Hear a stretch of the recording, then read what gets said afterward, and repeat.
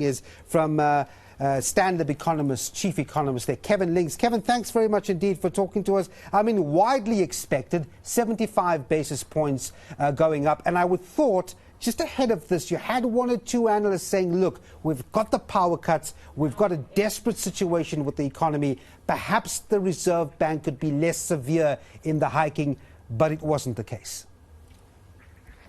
Hi, Devan, that's exactly right. There was this discussion that maybe because of the better inflation data that we had yesterday, not convincingly better, but slightly better, and the fact that we've got the electricity outages, the Reserve Bank could say, well, there's a slightly better inflation and we've got additional pain because of the electricity outages. Let's ease up. This message was emphatic that the Reserve Bank is absolutely committed to bringing inflation down. And you can see that in the fact that two members of the committee voted for 100 basis points. That tells you where the discussion was at. I doubt there was much discussion about a 50. Probably the discussion was, do we do as much as 100 basis points? So the overriding message is the Reserve Bank is worried about inflation still, despite slightly better numbers, and that their main task is to get inflation under control, even if that means that the economy is under even more pressure.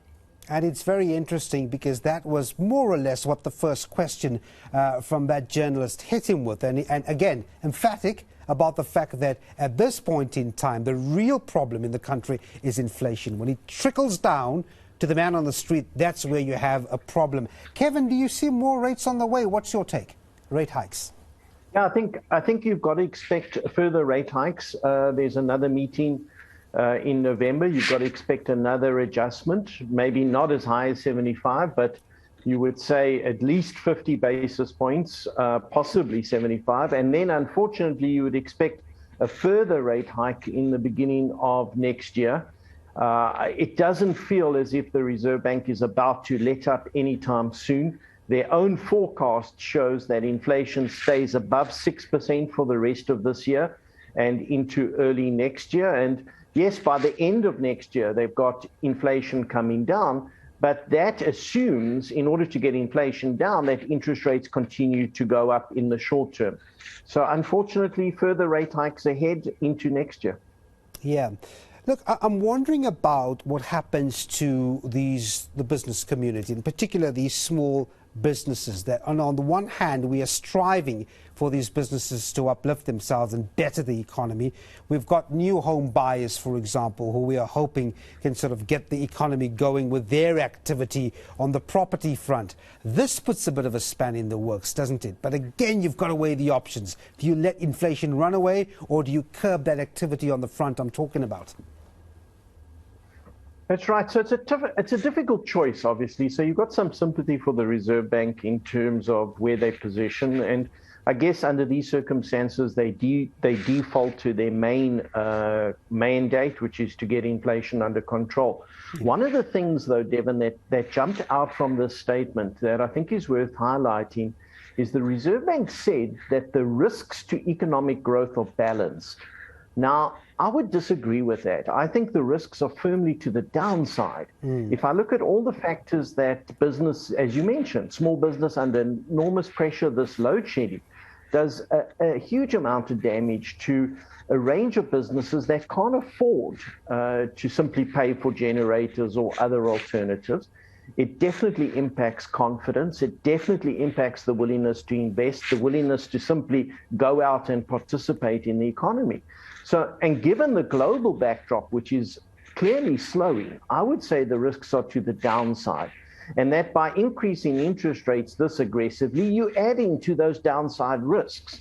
So I would want to see the Reserve Bank acknowledge a little bit more that this is causing pain, that the economy is under pressure. And yes, even if they recognize that, that's not going to stop them trying to control inflation. But I think that there's a risk that we underestimate how weak this economy is. Yes, indeed. Well, thanks very much indeed for that initial reaction. Kevin Lings is the chief economist at Stanlib. And Bradan, there you have it. I mean, look, firm on its mandate, it will fight inflation, but otherwise, I think economists are really beginning to say, hey, listen, Reserve Bank, try and consider the other implications. And it's quite interesting because I've never heard that sort of sentiment coming in from some of the labor big boys unions. we speak to. I think was it Kosatu yesterday, Mr. Sizwe Pamla, ahead of this, saying that the biggest contributors in their views as a trade union to the high inflation rate are external. They cannot be controlled by the Reserve Bank, including the war in Russia and Ukraine, which the Reserve Bank governor did mention in terms of its contribution to higher food prices, but also the issue of load shedding. I mean, it's not the Reserve Bank can't do anything about that. It's up to Eskom to try and fix. So it's going to be interesting to see when do you say, okay, enough now? Because according to what I've seen from the graph you showed us earlier, we are now 6.25. That's correct. From 5.5 repo rate, correct. the repo rate. That was about in January 2020. That's where we were, pre-COVID, those levels. So that's another interesting thing to consider, that even up until now, we are still not back at pre-COVID levels in terms of the interest rate. So we're still going to get there.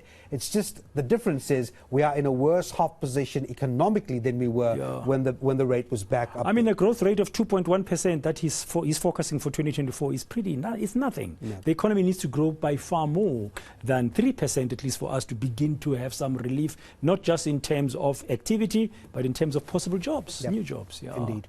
Thank you very much. That's Devan Murugan there, just wrapping for us, giving us a sense with Kevin Lings there, they just giving us some reaction. We're going to bring you some more on analysis this afternoon here on eNCA of the announcement by the Reserve Bank governor of higher interest rates, raising by 0.75.